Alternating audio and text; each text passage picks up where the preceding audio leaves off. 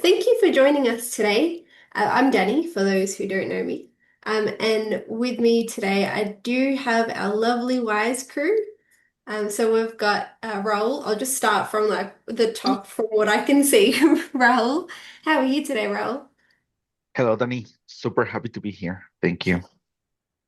Glad that you're here and you're happy to be here as well.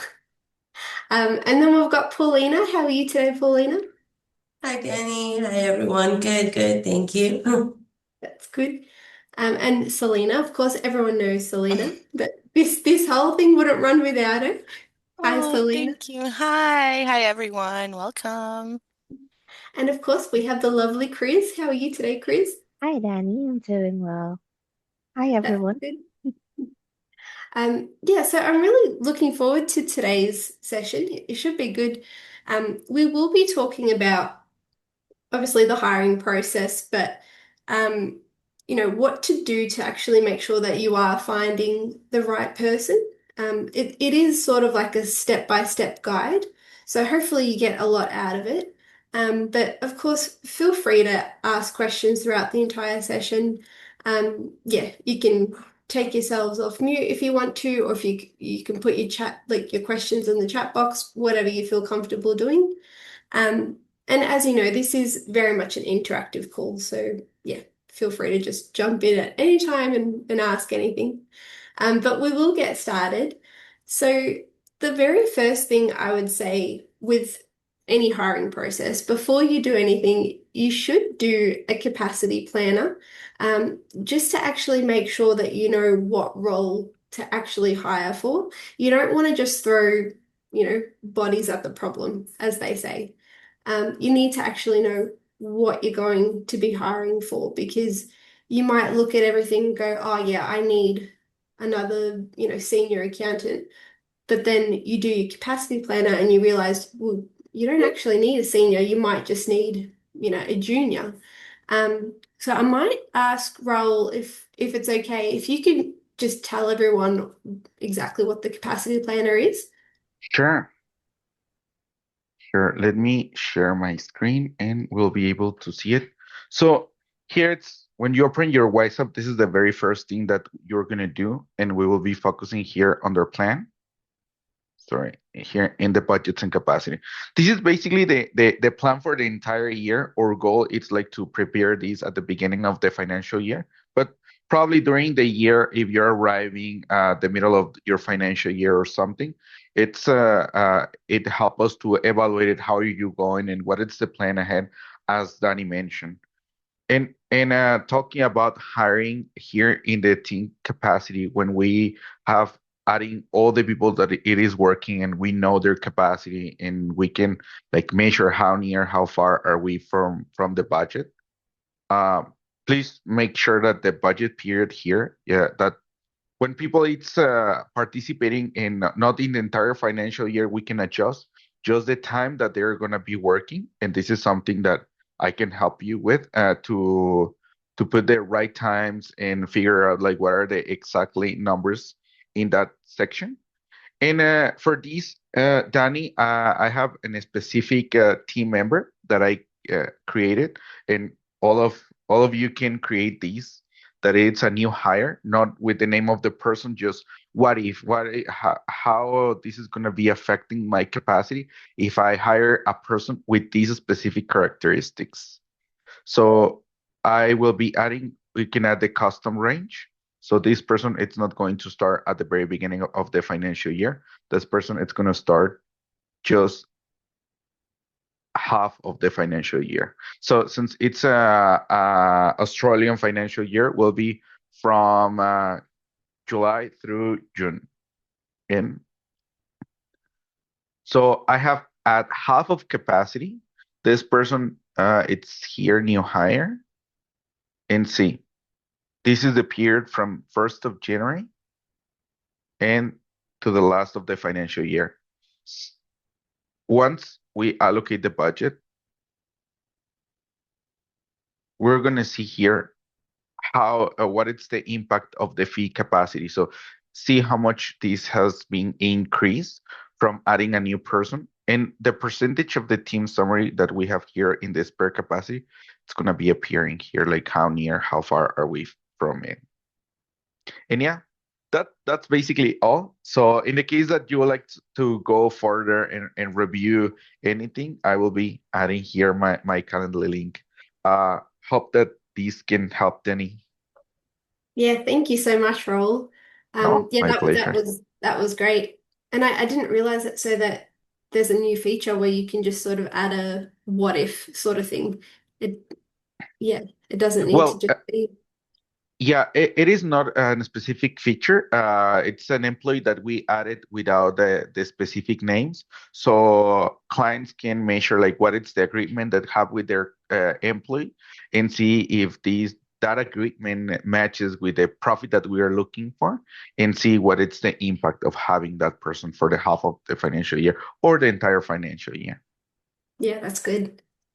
Thanks, Raul. And yeah, so No, my pleasure. that would definitely be step number one.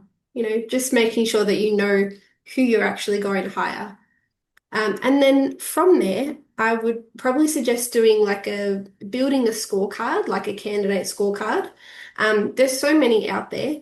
We personally use one, and I might even share my screen so that I can actually show you what it looks like as well. So with this scorecard, hopefully I'm sharing the right screen. Yes. Yeah, so with this scorecard, basically, it's really important to do because it does take the emotion out of things when you're doing the hiring process. You don't want to just go off a feeling. You want to look at the facts, look at the numbers, and it'll help you to determine who the right candidate is to proceed with. So you can see here we've done our one is personally done on integrity. That's the number one thing. Um, and then responsiveness and intelligence. So, and that is pretty much in order of how we like to do things as well, because we don't want someone who's super smart but has no integrity. We want to make sure that they do have the integrity first, and then their responsiveness is huge because during the hiring process, if they're taking ages to respond to you, that's a red flag because if they're doing that to you now during the hiring process, what are they going to be like when they're actually working for you? So making sure that you do actually score that. So yeah, so the scorecard is definitely something that I would recommend and keep updating it throughout the entire hiring process. Don't just do it once at the start and then once at the end.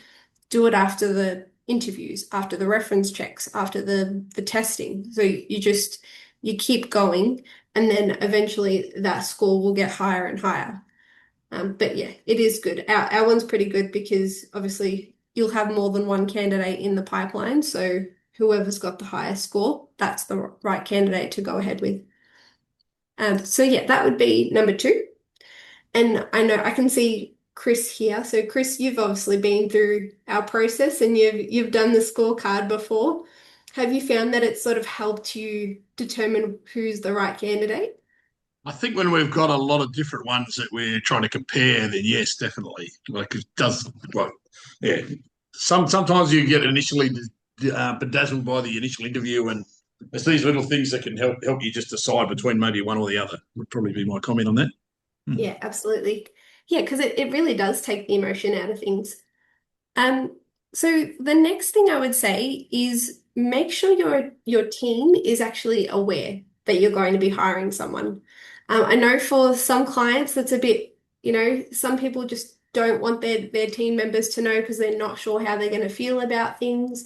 I've been in like conversations, like in meetings with potential clients, and they're like, "Oh, we're doing this on the down low. I don't want anyone to know. The walls have ears and everything." And I just think that's it's not a good approach because your team is eventually going to find out. It's always good to be upfront and honest about why you're hiring this new person, because it'll help them also see where their actual role is going as well. If you've got team members who are afraid that they're going to lose their job, that's not a good sign.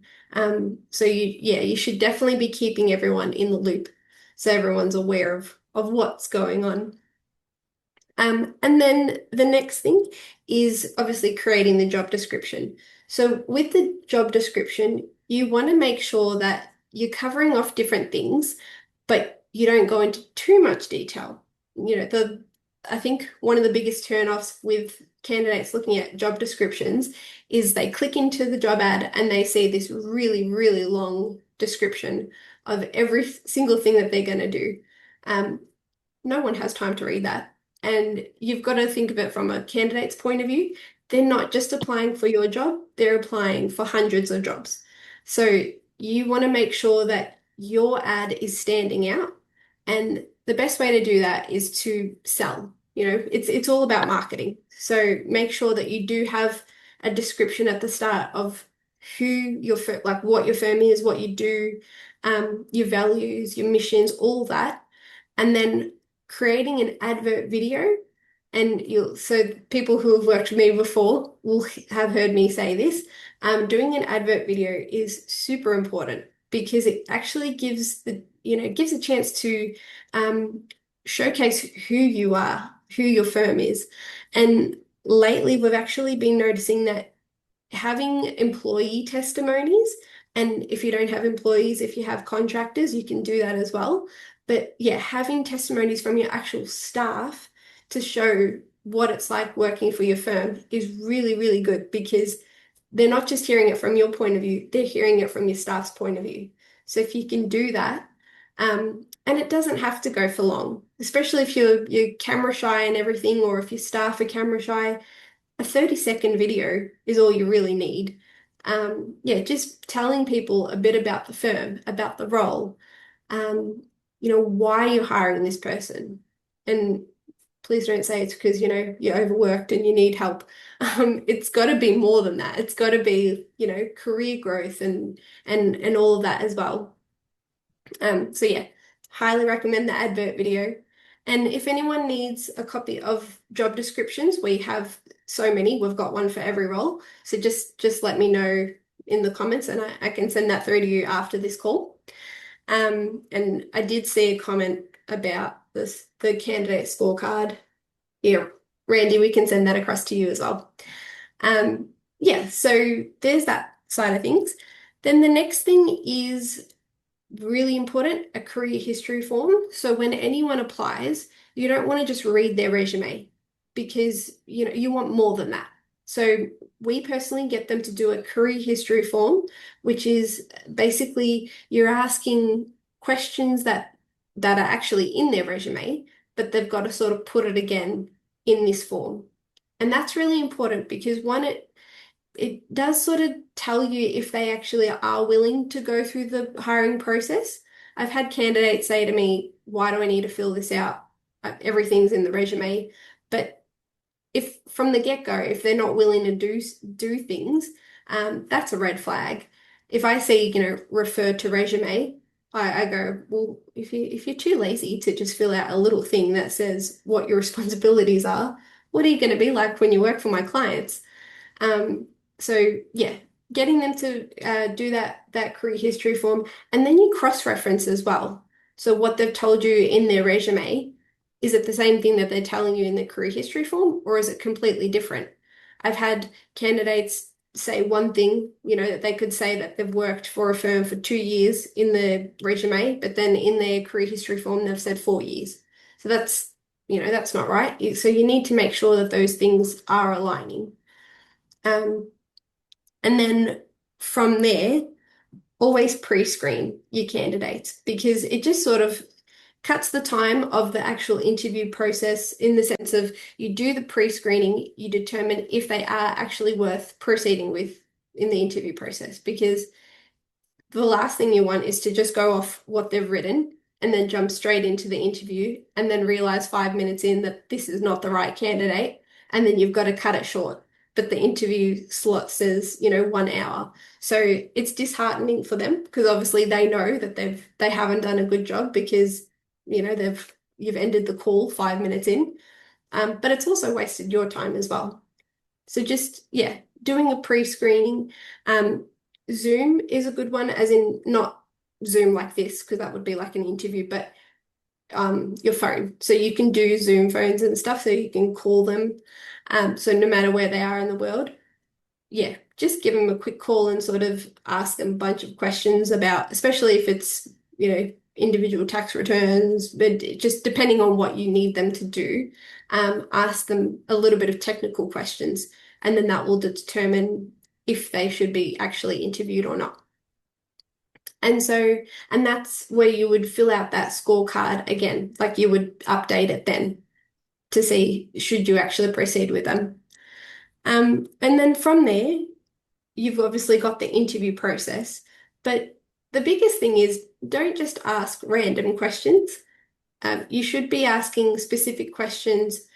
What we personally do is we ask them questions about their second most recent job and then their most recent job. And then we go on to questions about character and integrity and how they handle different situations.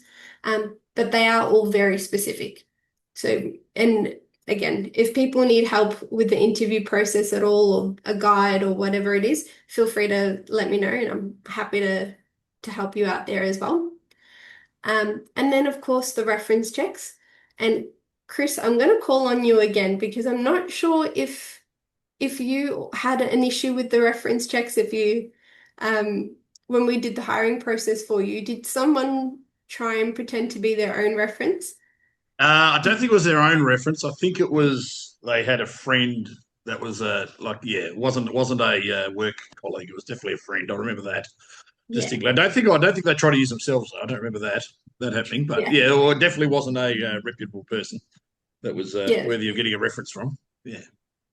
But yeah, and this is why we do the reference checks. Like, don't ever skip this section, because you do determine if they are the right person by doing these references. And we do it online. So our one, you can tell if someone has tried to be their own reference or if they've gotten a friend or whatever the case is, because ours uses, it detects IP addresses and emails and all of that. But yeah, even giving them a call, like giving the reference a call and asking them questions that a friend wouldn't know, but an actual boss would. And it's got to be someone that they reported to, someone that they, that trained them or whatever the case is. It can't just be a coworker, because a coworker is just going to say, yeah, they were great, but they're not going to know like the nitty gritty sort of stuff. So make sure that it is an actual manager that you do speak to. This is something I've never been a strong point of mine in the past. So that's why, you guys have always been good with getting them out. I've never really looked at it that deep in it. I've just taken them at face value, and yes, this is definitely a better process. It is really important to do. If Tim was here, he would tell you the story about I think it was he did a reference check for someone. He had just done an interview with them. They were great. They said that they had worked for a firm for 11 years, but this firm was like just down the road. And he doesn't usually do this, but he was like, you know what? I'm just going to call them because they're just down the road. I sort of know them. Turns out she had never worked for this firm at all. They had never heard of her. So that's why it's super important to actually do the reference check, because you never know. So that's the next thing.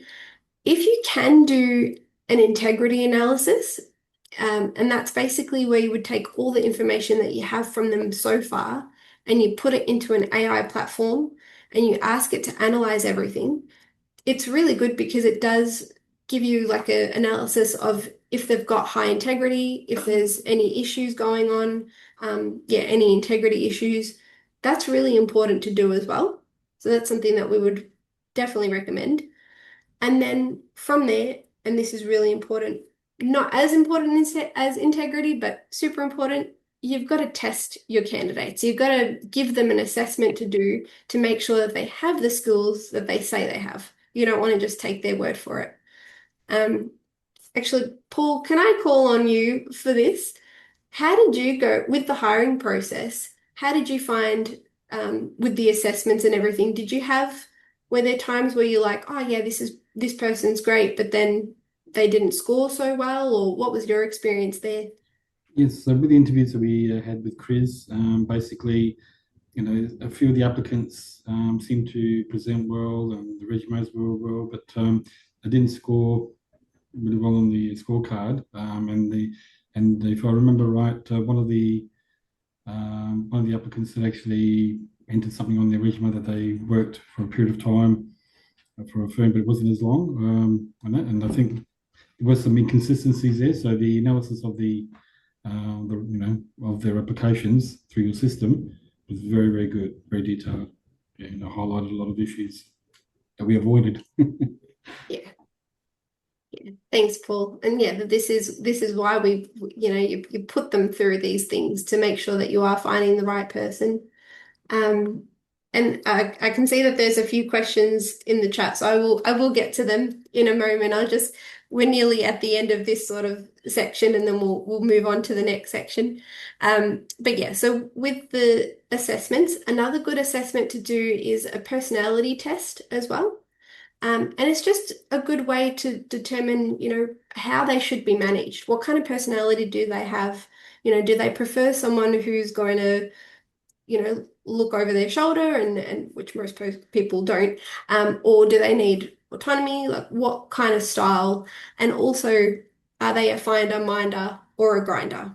You could hire someone and the personality test might say that they're, a minder, but you're hiring them for a grinder position.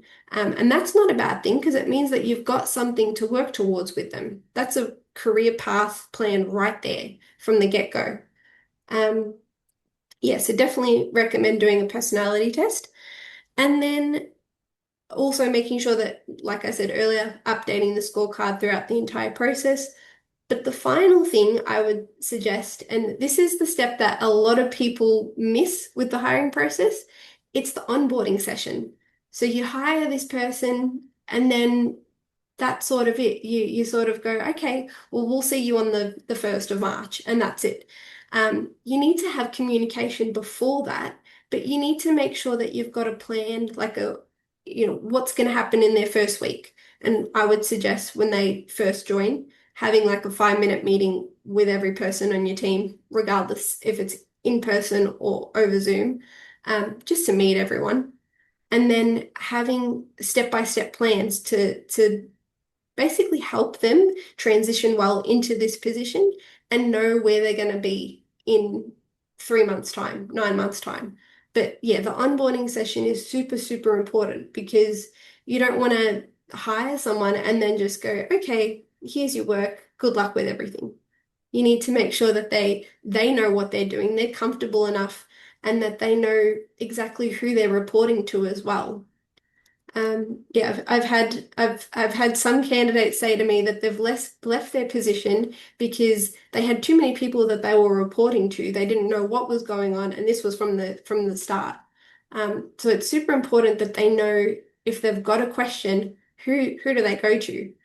It could be more than one person, but there's got to be a main person, like a mentor, basically, who's going to train them up, who's going to be that person to answer any questions that they have.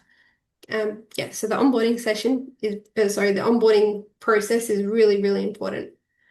But yeah, so that's the process. This is what I would recommend if you're hiring someone. You need to make sure that you've thought about this. You haven't just gone, okay, I need to hire someone, so I'm going to post the ad, interview them, reference, and that's it.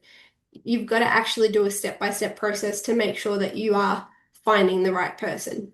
And sometimes it can take a little while. It can take a month or two, but you would rather spend a little bit more time finding this person than rushing the process and then having to start again in a couple of weeks' time because you've realized that it's not a good fit for either of you. Yeah, so there's that. And then just looking at the questions. So Randy, you asked about what integrity analysis platform. We just use ChatGPT. Like that's all you need. There's different ones out there. Like you could use, I think there's one called Claude or something.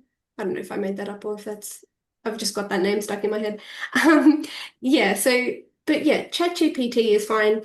what we do is we put all the information in there. So for us, it's the career history form, the interview transcript, their resume, references, and then yeah, we put it all in there, and we just say analyze all of this, tell us what we need to know, and then yeah, it gives us an analysis of everything basically. If there's any discrepancies, if something doesn't align, it'll tell us everything.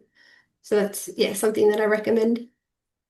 So with the personality test, we use one called Understand Myself, and it goes through everything. I can put the link, or Chris, if you're able to put the link in, yeah, thank you, in the chat box. And that way you guys can see what it is. That's a really good one. It probably goes for about 20 minutes, I'd say. Yeah, you need a good 20 minutes to do it. But yeah, highly recommend that one. Does anyone have any questions, or is anyone struggling with the hiring process and just needs a bit of guidance? And because don't forget, there's people here who have done the hiring process as well, so you can bounce ideas off each other as well. Yeah, anyone have any questions, any issues?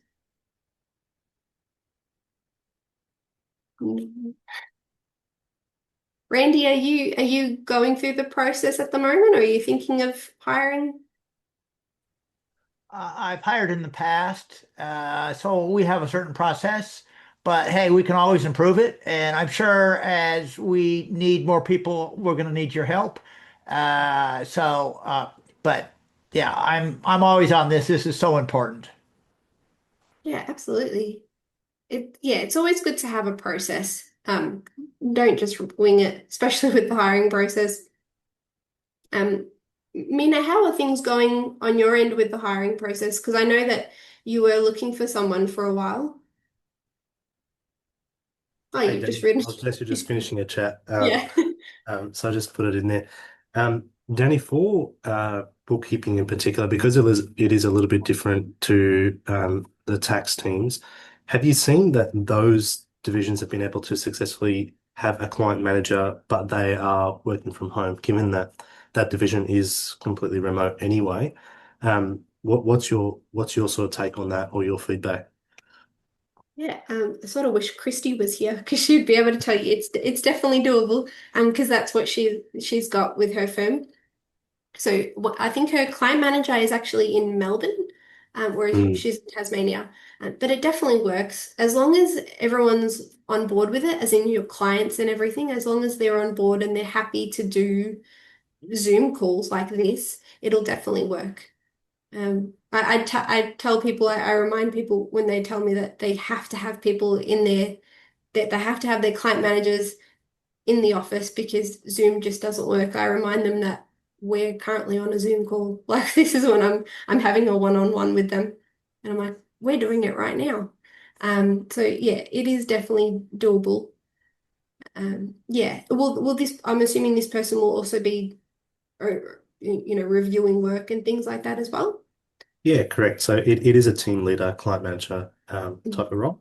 But we notice the differences between the accounting and bookkeeping. It's not to be treated the same. So that's where that question's coming from. Yeah. Yeah, so it's definitely doable. The only thing I would also mention, or just to keep in mind, is that will your accounting team, will they look at that and go, how come they can work remotely, but we can't? Or, you just got to make sure that everyone's sort of on board. They should be fine because most of the team, in fact, more than half are working from home anyway, Danny. So I don't think that they'd look at that and go, there's any perks different to the other person. So yeah. Yeah, that's good. Yeah, because that's the last thing you want is for one team to look at another and go, that's not fair.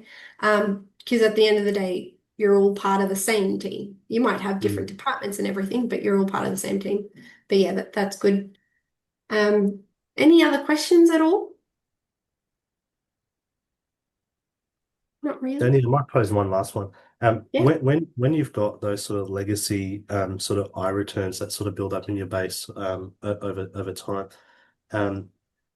how are others sort of structuring the team? Because senior accountants don't want to do it, client managers don't want to do it. Who's the more appropriate role to sort of be handling those, and especially for those type of clients where you do kind of want to convert them to other services and etc., multi-service. How are others making it work? Like, because sometimes it's that sort of grudge sort of service in your firm that you're sort of doing it because you've just always done it. But how are others sort of making that position work? So what I've seen is a lot of clients give that sort of work to their juniors and their intermediates.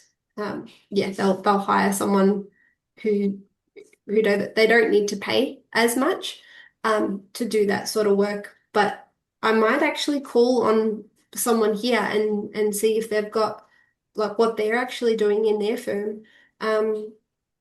Chris, I'm sorry, I know I've called on you twice already. That's all right. Can you just repeat the question? What I'm answering? That's all right. Chris, it's more iReturns, right? Like eventually you end up with this bag of iReturns that you've sort of not or purposely built or anything, but maybe through acquisitions and etc. they end up there. And in the team, your seniors don't want to do it, client managers don't want to do it, you don't want to do it. Yes. And then you're sort of trying to work out, well, who's the more appropriate person to sort of still be handling it, assuming that you still want to tap into that sort of service because it's feeding your other multi-service functions. I can only tell you what we do here is that we have a team approach here where we basically every member of the production team is responsible for a certain number of iReturns. It's just part of their job. We make it compulsory for them. Like we still give them all the other work, but we just because we have a sheer number of them, especially around tax time, it's just not going to be feasible for us to produce them all without. My team's pretty good. They don't complain about it. So my production manager's all over it. He's the one that manages all that. So I don't know. Some individuals might get up in arms about it, but I just try to explain to them we're a team. We need to work together to do all this. The only way we can achieve and get all these done is by us doing a certain number each. So that's just how we do it here. I'm not saying it's going to work for everybody, but. No, it's a fair point. I think the problem, maybe you probably appreciate it too, those type of clients just want one home, right? Like they just want to know that, it's one person who they can sort of go to, etc. In that situation, they'll have a client manager to deal with all of their queries. So if there's any queries, etc., they go to the client manager there. Yes. But the other people are still responsible for preparing returns, giving the queries to the client manager. Yeah. And most of the firms around us, they're actually not even offering the service anymore. They've kind of gone, no, too hard, non-profitable, and just sort of culled it off. And we're only hanging on to it, not because it's viable or anything, but because it's feeding those other services. We are actively pushing, those other services. But it'd be interesting to see what that sort of looks like for other firms and what they're doing with it. But it sounds like you've got some of the same obstacles and we're just trying to deal with it, right? Pretty much. Pretty much. Yeah. We're the same. I do financial planning as well. I've found many of my individual return clients become financial planning clients, which then makes them a lot more valuable. Some of them all of a sudden start a business and therefore then they need a company. So I think I'm never, just from a pure wanting to do future sales point of view, going to ever cut them off completely. I just don't see the point in doing that. Now that I've got more of a broader team and it's remote and we've got more processes involved, I'm again getting write-offs on them. When they're not being done in office. So that's caused some issues initially, but so that may make me relook at it. But from a long-term strategy point of view, I think I need to keep them. So, yeah. Don't know if that helps or not. Sorry. No, it does, Chris. It's always good to chat it through. Are all of those sort of going through the production manager as for review? Like, are they reviewing all those? They are, yes, correct, yes. That is now. That was not always the case. Yeah, previously I'd do a lot of them just in front of the client. I'd get it all done and out just within, say, 20 minutes. But now, no, we now have a process in place where production managers reviewing all of them. What time frame are you trying to achieve? Like, are you telling your production managers it's good because they're shorter? They're not business returns, right? So they expect a faster turnaround. Yes. What's real? Yeah, well, this has caused problems in my firm because, as I mentioned, I did used to do them, and now all of a sudden there's a time wait. So clients' expectations are going to have to change. Some aren't going to like it; they're leaving as a result, which is okay. But ideally, 3 to 5 days is what we're doing. That we didn't quite achieve that, just to the sheer backlog of things and trying to set all these systems up. I think next year we'll be able to do 3 to 5 days. I think that's realistic. Yeah, as long as we give those clients that expectation, most of them should be okay with it. And if they're not, well, then we're not the firm for them, I guess. Yeah, spot on. Yeah. Good. Any other questions at all? Is anyone else struggling? No. Okay. We might go into the breakout rooms now because we've still got a bit of time. So Selena, what's the process from here? Okay, so our breakout rooms will just be two. Of course, Wise Talent with Danny and the Wise Talent team, and then you have Wise Hub with Raul. So you should receive invites at the bottom of your toolbars, or you can let me know which session you'd like to join. And we'll see you back here 5 minutes to the hour. We sort of got cut off in our room, but hopefully everyone got a lot out of today's session. If you do need, if you've got questions, if it's with Raul or myself, feel free to reach out to us because we're always here to answer any questions that you have. Regardless if it's Wise Hub, Wise Talent, whatever it is, we can definitely help. And then we'll put our not emails, Calendly links in the chat box so you can just book in a time with us as well. But yeah, so that's pretty much it for today's session. Thank you very much for joining, and we will see you at the next one. Bye, everyone.